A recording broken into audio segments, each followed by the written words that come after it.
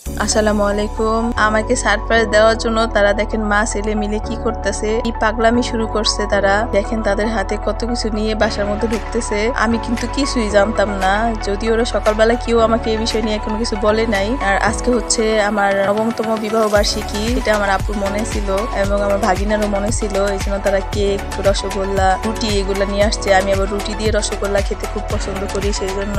এইদিকে ওয়াসিম তো পাগল হয়ে গেছে, মিষ্টি খাবে। আবার আয়াতের পক্স উঠছে, সেজন্য আয়াত খুবই মন মরা হয়ে থাকতো, বাইরে বের হইতে পারতো না, জ্বর। এই জন্য আর কি ও খুবই খুশি হয়েছে, এটা দেখে খুব ভালো লাগছে। ঘরোয়া ভাবে ঘরে যা ছিল সেইগুলো দিয়ে আর কি একটু ডেকোরেশন করতে চেষ্টা করছি।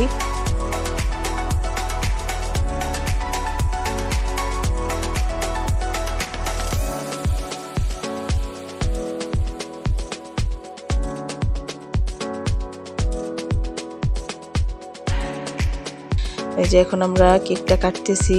ওর বাবা, আমি, আয়াত, ওয়াসিন, আমরা 4 জন মিলে।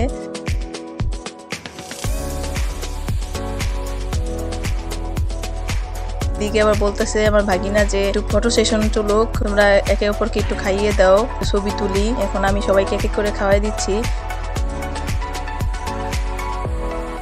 দিকে আয়াত, ওয়াসিন তো কখন খাবে, তাদের তাড়াতাড়ি কেক দাও। এই যে তাদের কেক দিছি, এখন তারা খাচ্ছে।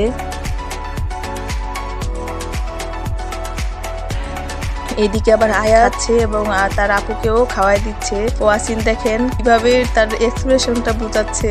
এইদিকে সবাই অনেক মজাই করছে। আল্লাহ হাফেজ, আজকে এই পর্যন্তই।